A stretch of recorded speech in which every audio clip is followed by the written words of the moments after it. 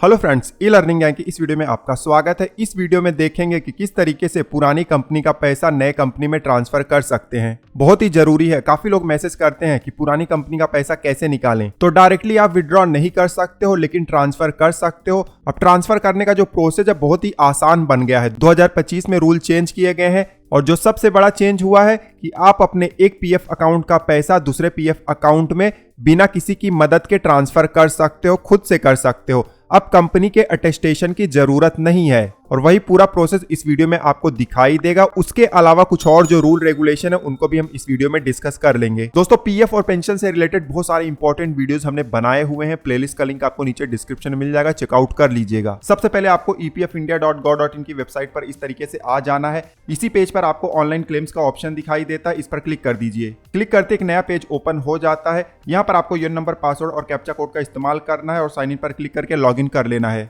Authentication का process भी complete कर देंगे और इस तरीके से हमें डैशबोर्ड आ जाता है। अब एक यहाँ पर इश्यू है, काफी लोग मैसेज कर रहे थे कि इंटरफेस चेंज हो गया है। ध्यान देना है, सबका इंटरफेस चेंज नहीं हुआ है। देखिए, हमने अभी लॉगिन किया हुआ है, सेम टू सेम पहले वाला इंटरफेस ही है, लेकिन कुछ लोगों का चेंज हुआ है क्योंकि हम सबको पता है जून 2025 में नया पोर्टल आने वाला है। तो हो सकता है कि अभी थोड़ा सा टेस्टिंग चल रहा हो, बट मेजॉरिटी ऑफ केसेस में अभी भी इस तरीके से ही पोर्टल खुल रहा है। और इनकेस अगर आपका इंटरफेस चेंज हो गया है तो किस तरीके से करना है उसके बारे में भी थोड़ा सा डिस्कस करते जाएंगे। अब डैशबोर्ड आ गया है तो सबसे पहले आपको व्यू में जाके सर्विस हिस्ट्री में जाना है। जिनका नया इंटरफेस है वो पासबुक में लॉगिन कर सकते हैं, सर्विस हिस्ट्री वहां पर दिखाई देता है। सर्विस हिस्ट्री में जाकर आपको यही देखना है कि जिस कंपनी का पैसा आप ट्रांसफर करना चाहते हो उसका डेट ऑफ एग्जिट अपडेट है या नहीं। डेट ऑफ एग्जिट अपडेट होगा तभी ट्रांसफर होगा पैसा। अगर डेट ऑफ एग्जिट अपडेट नहीं है तो आपको पहले अपडेट कर लेना है। कैसे करना, वीडियो ऑलरेडी हमने बनाया हुआ है। हमारे केस में देखिए अपडेट है।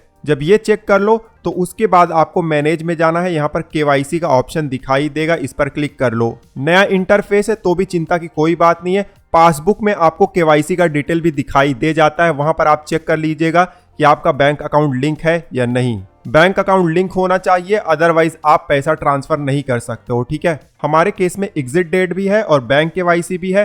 तो अब ट्रांसफर कैसे करना है जल्दी से वो देखेंगे।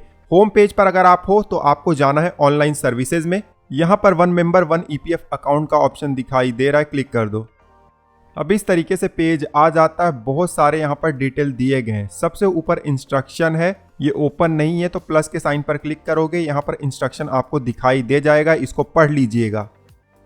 उसके बाद मिनिमाइज कर देंगे।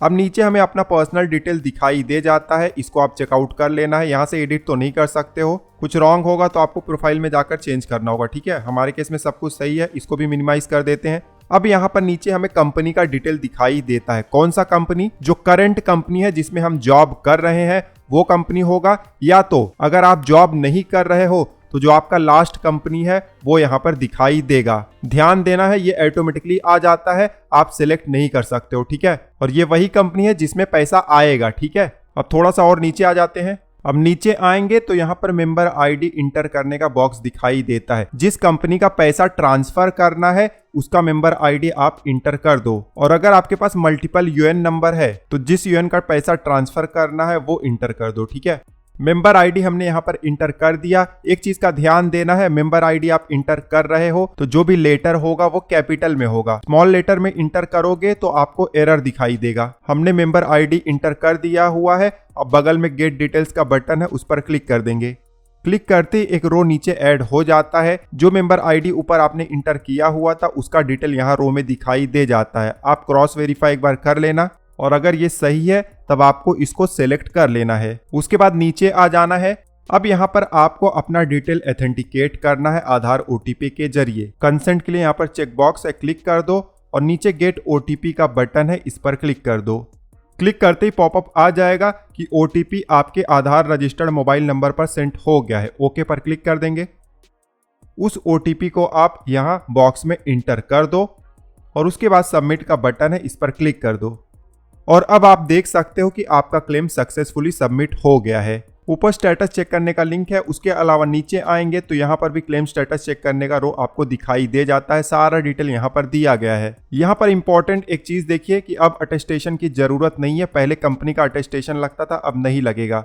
उसके बाद प्रिंटेबल फॉर्म आप डाउनलोड कर सकते हो पीडीएफ फॉर्मेट में। तो देखिए कितनी आसानी से हमने एक कंपनी से दूसरी कंपनी में पैसा ट्रांसफर करने का एप्लीकेशन सबमिट कर दिया है। अब मान लो आप होम पेज पर हो, आपको स्टेटस चेक करना है, तो आप ऑनलाइन सर्विसेज में जाइए, यहाँ पर ट्रैक क्लेम स्टेटस है, इस पर क्लिक करिए। सबसे ऊपर देखिए विड्रॉल से रिलेटेड आपको स्टेटस दिखाई देते हैं, थोड़ा सा नीचे आइए।